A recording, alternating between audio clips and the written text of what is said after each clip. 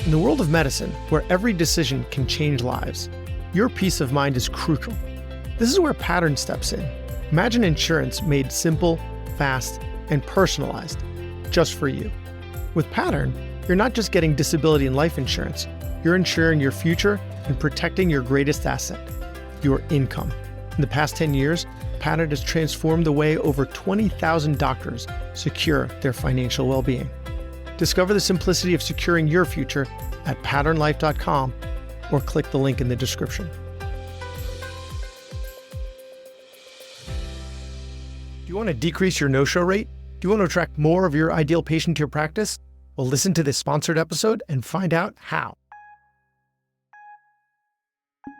Hey, this is Brad Block, host of the Physician's Guide to Doctoring. This is a personal and professional development podcast for physicians where we have experts on the show that try to teach us everything we should have been learning while we were memorizing Krebs cycle.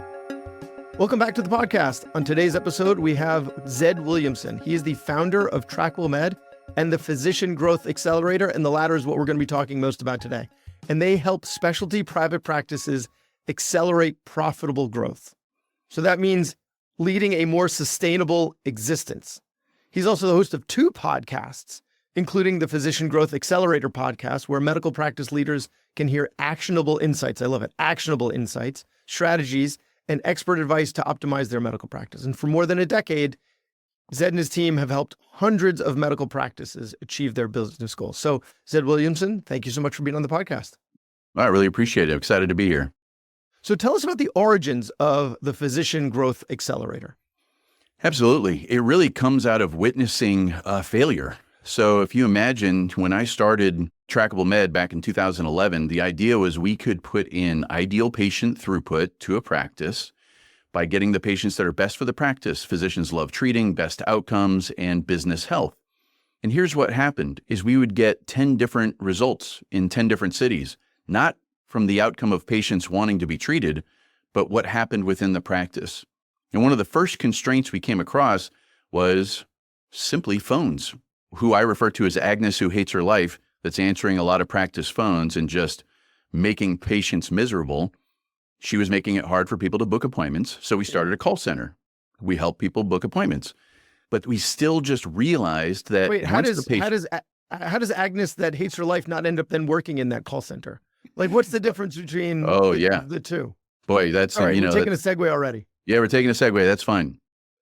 Because there is someone for every role. And a business can be a place where people can be excited to show up to and contribute and be part of creating something bigger.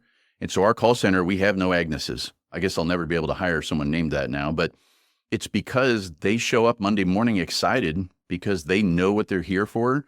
They're excited to achieve it. We train, we hold people accountable. It's a really good place to work. So that's how they are not here. So Agnes was working at the front desk and answering the phone was one of her many roles. Yeah. And it can be overwhelming. It can be absolutely overwhelming. Talking to you, trying to check in for their appointment. Meanwhile, the phone is ringing. Meanwhile, there's a complaint in the back about something going on. So you've got too many inputs going on at the same time. And it's like being a parent where all of your children are talking to you at the same time and you're trying to have a conversation with your spouse, right? So I understand why Agnes is miserable. So what we're doing is we're taking someone, and it's not because she's miserable, it's because the situation is. And so we're trying to make it more streamlined so that they have a more fulfilling role. And by doing that, you have a call center. And I think you're making an allusion to the fact that her name isn't Agnes because these call centers are often overseas. Absolutely. Okay. When you think about what we were witnessing is we're working with practices all over the country. And let's say we put 10 ideal patients in 10 different practices. There would be 10 different outcomes. And we realized that there is further constraints within the practice from a business standpoint, which makes sense because the business owner, a lot of times, is seeing patients every single day. So they're not there being able to sit and think strategically about structuring their business to be the most efficient business ever. And this may sting, but I believe that in private practice, mediocrity pays good enough to not change anything. Yeah. And there can be... If it ain't broke, don't fix it is a mantra that, to me, makes little sense because it really butts against there's always room for improvement. So those two contradict each other. Yeah. Yes. 100%. And that's where the Physician Growth Accelerator came from, is we said, if we're going to really hold our heads high and say we're helping private practices grow, we can't just toss patients into a practice and hope they get it right. We have to be able to identify and diagnose every point of constraint that happens within that practice and then give them the tools to either exploit those constraints or increase the capacity. Okay. So there's two different things that you've spoken about that I want to dive into further. And one is ideal patient, and the second is constraint. So first, actually, I want to talk about constraint. Mm-hmm. So you're talking about so kind of like a bottleneck where Correct. like patients often, like Monday morning is a bottleneck because all the problems from over the weekend have accumulated and now everyone's calling at the same time. And the wait time might be 15, 20 minutes before someone picks up the phone. And meanwhile, you're losing patients because they're out of patients. And so they hang up the phone, and now those are no longer appointments that you're getting. So like when you say constraint, that's what I'm thinking. Am I correct in that? That's one of them. There's many constraints. So if you think about a constraint, all a constraint is a limiting factor within some part of the process. Now, that limiting factor, the biggest issue that we don't think about in business is it's usually not that it is hitting its red line. It's that we're not maximizing it all the time. So let me just back that up for a second. First of all, it helps to start with this belief that every system is perfectly designed to get the result it gets. That gives you freedom because now you're owning the outcome. Okay, I don't like the outcome. We just got to tweak the system. Great. So now let's look at it. Let's say you have a CT scanner and your CT scanner is, however your practice is set up, you're able to scan, I'm just going to make it up, 15 patients a day. If that's a limiting factor, let's say that is a constraint, then every day your practice should be built that there is never a day you do less than 15 scans. That's called exploiting a constraint.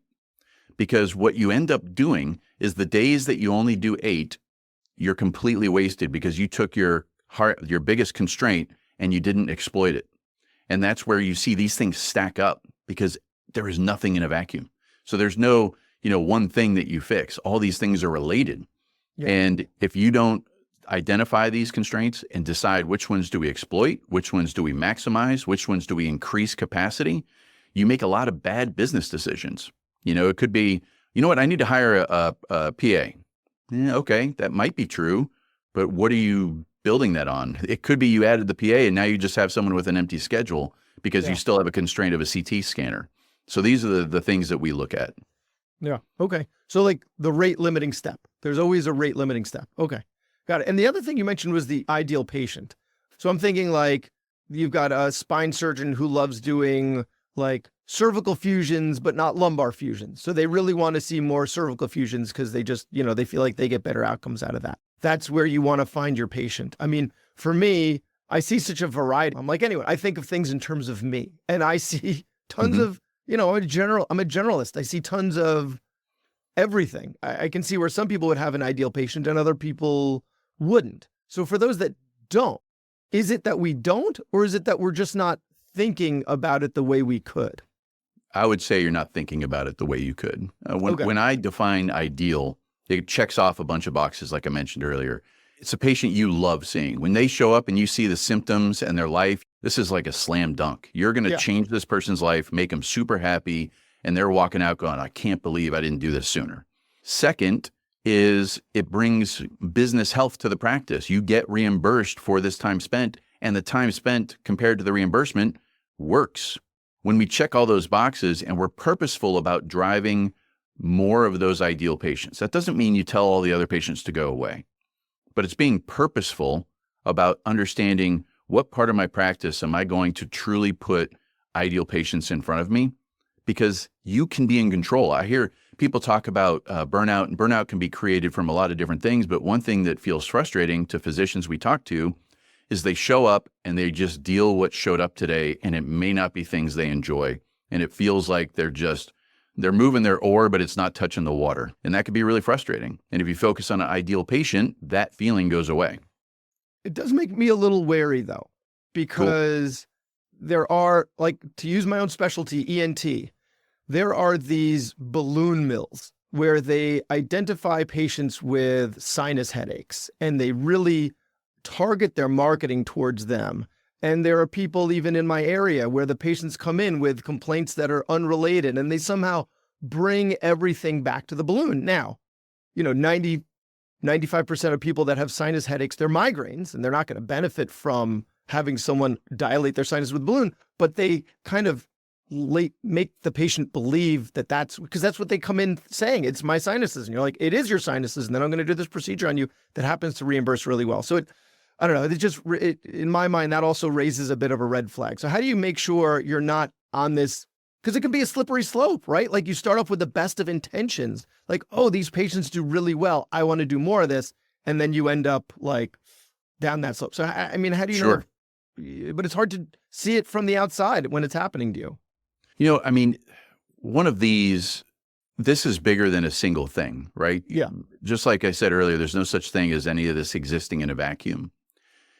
If you are not starting with an absolute focus on the best clinical treatment of patients, then this is not going to be a good fit. That has to be number one. What our approach or our thought is, or theory, is we don't have to sit back and just see what shows up today. If we know, like if you go back to that spine surgeon, if that spine surgeon is frustrated because in that surgeon's market, no one does disc replacement and they only do fusions. And there's patients out there going to surgeons and the surgeon is saying, here's your only option, when in reality, maybe they're a good candidate for a disc replacement. If I had an injury and I was a candidate, I'd probably rather a cervical disc replacement than a fusion. But there are patients who never get that option. Yeah. And so that would be a good sign of an ideal patient is, are you driving better potential care for patients that are in need that fit these check boxes that just really make you passionate about the work you do. But if you're not starting with clinical as number one, I mean, your practice is not, you're toast, really. Yeah. We've talked about this on other shows where it's actually the physicians are solving for a problem, right? And the problem is we don't recognize how important it is to increase our visibility so that we can connect with those people, whether it's, someone like you who can help private practices stay private practice, or someone like me who has an ideal patient, where you're talking about increasing visibility to those that you can really help. We're not trying to sell, we're not ultimately salespeople. Right. But yet we are, because we have something that we can provide. And so how do we help kind of get over that we kind of need to be salespeople because we have a problem that we can help to solve for people? It's a great question. I have a question. I'm curious what your answer is to this. After you treat a patient, what's one of the most common things you hear from them? Does anything jump out at you? What do I do next? Or where do I schedule surgery? Well, so, one of the things we hear the most is that patients say, I wish I had come in sooner. Yes. So if you are hearing that, guess what? They should have come in sooner. Yes, you're doing something wrong. Yeah. And you can own that. For me, outreach to pediatricians would be something in particular. As you were going through, my ideal patient is the kid who needs tubes, tonsils, and adenoids and has undiagnosed asthma. And so we end up like completely changing that kid's life. Like they are, financial aspect is a little different because, that with the populations that I treat, they often have Medicaid. And so they're not reimbursing great, right? It's not going to help my bottom line to thrive. But at least for me, I find that a really fulfilling visit because those kids, you're like totally changing their life, right? And so I guess for me, that would be reaching out to the pediatricians because they're the ones who refer. And so the sooner they can refer, the better. So I have to educate them onto when to send them to me. And they have bias. That's the whole basis of our company is rooted in neuroscience and understanding of human behavior. All these systems have humans attached to them. And our brain, unfortunately, it was really good 100,000 years ago because it kept us alive. Yeah. But right now, it's better at keeping us alive today, not very good at thinking about tomorrow and beyond.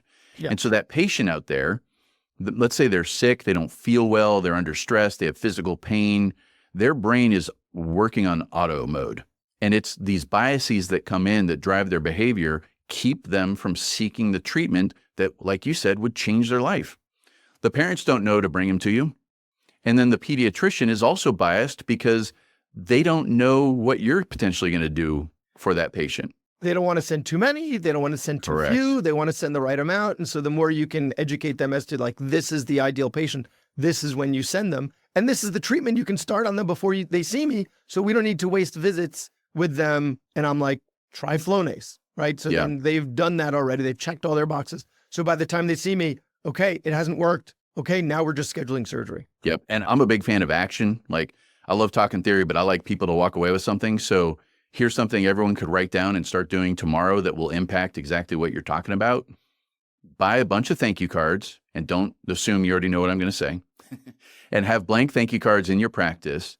And when your patient has been treated and your family is happy, bring the blank card to them and say, Margaret, would you mind writing a thank you card to your pediatrician for recommending you come here? I'll take care of mailing it. I mean, I just saw it on your face, like how you can get chills because now the mom is thanking her pediatrician for sending her to you, which creates massive trust. And it's not the doctor, everyone knows you should thank. Yeah, okay, write a card, whatever. But now it's coming from the patient. I mean, it's really powerful. And it's less work for me. I don't have to sit there and ask ChatGPT what I should write in the thing. Yes, exactly. I have done that recently for a Mother's Day card. No, that's brilliant, because then they're not hearing it for you where it seems self-serving. They're hearing it from the patient.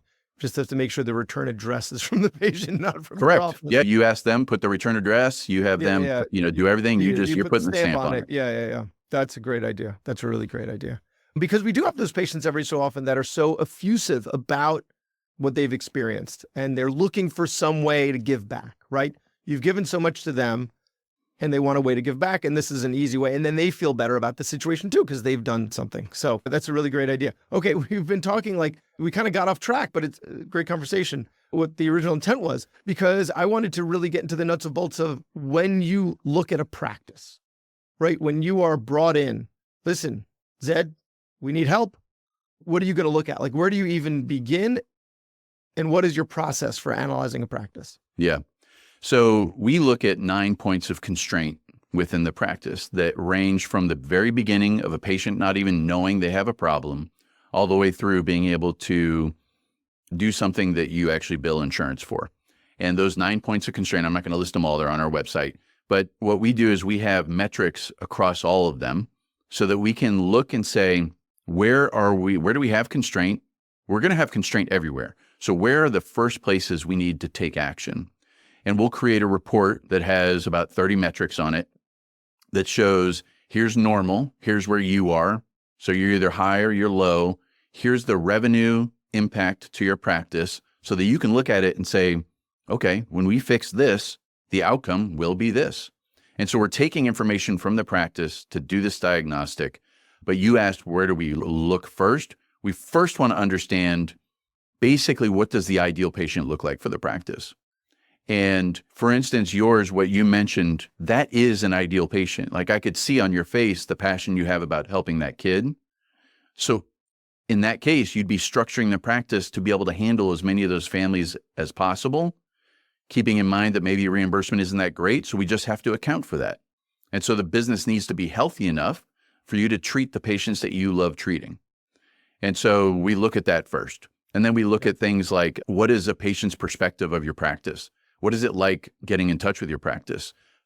We did a 7,000 call study across 22 practices, and 42% of all calls to practices go unanswered. So is that a simple thing? I mean, just think about that. Just telling 4 out of 10 people, sorry, we can't talk to you today. Yeah. I mean, it's because part of the reason is our businesses work different than other businesses. And part of that is because we're a guild. Like, physicians are a guild. We decide how many physicians there are in America.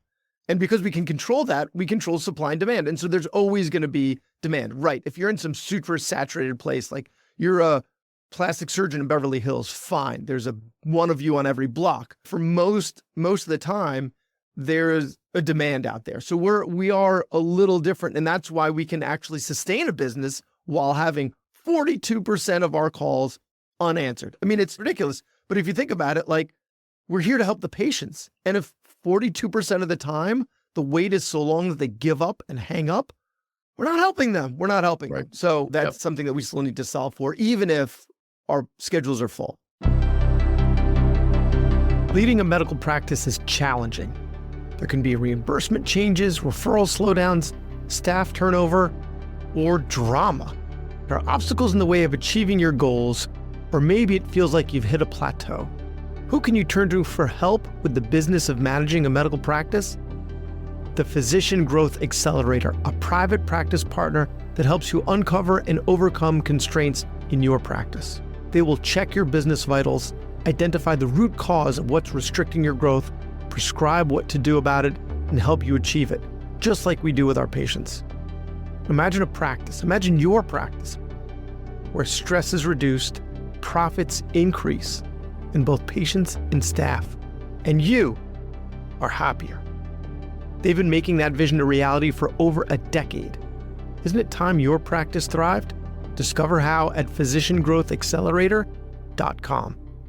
From there, we look at, what is our conversion rate to book an appointment? What is the show rate? What is the conversion rate to the treatment, the diagnostic? What is the patient perspective on the practice? I mean, we do a lot of patient interviews to uncover bias. So what we like to do is dig into what are the things that are just making the patient do automatic behaviors. And we talked to a patient recently, and this is exactly how the sentence came out. She said, I was so happy with the treatment.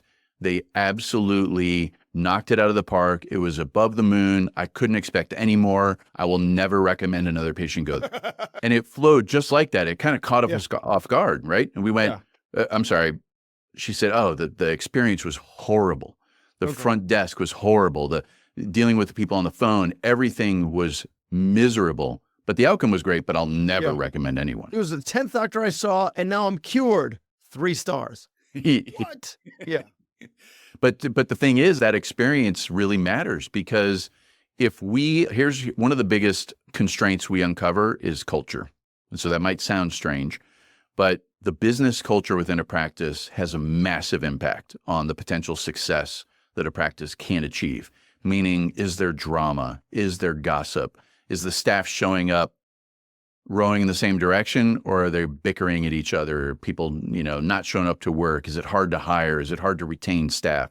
So that's one of the things that we dig into, because I don't care how ideal your patient is or how great your systems are or what fancy software you use. If your staff is miserable and the culture is bad, you have a limiting factor that you will never outgrow.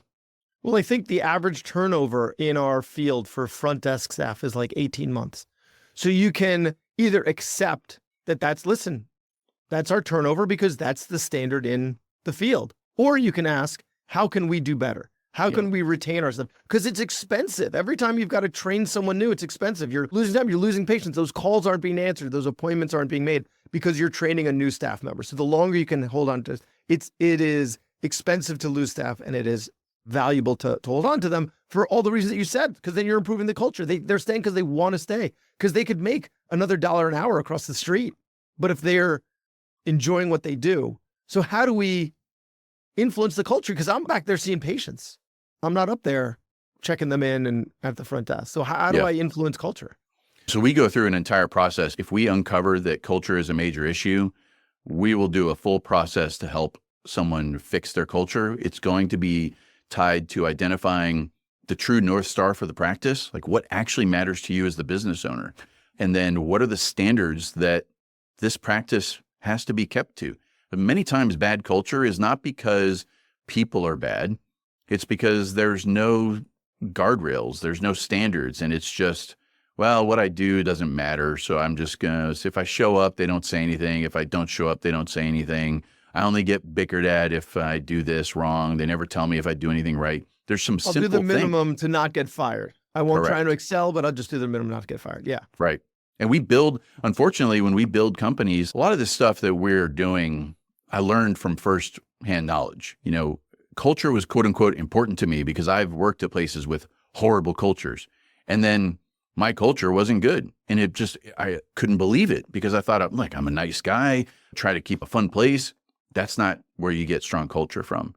You get strong culture from belief and from standards, behavioral values.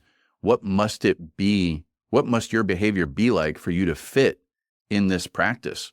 When you state those things and then you give people easy tools for them to understand where they stand, that's where you get this amazing culture and people are ready to run through brick walls.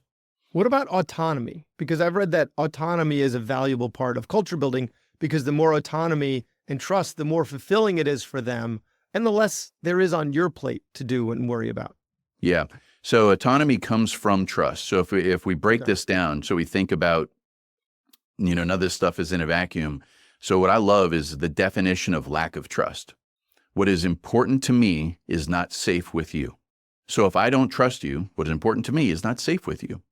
So if I don't give you autonomy, unfortunately, the way our brain is, that means I assume you don't trust me, which means I assume you don't think what is important to you is safe with me. And so now it creates this bad outcome. I would say autonomy is not the tactic. Autonomy is the outcome.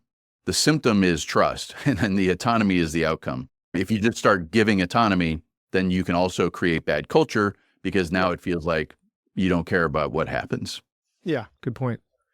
So there's something that we have to talk about before we end the interview, and that's no-show rate. Because, in my practice, we're a huge practice. We've got great leadership. We've got tons of systems in place, and it still happens. It still happens frequently. So if it's happening to us, it's happening to everybody.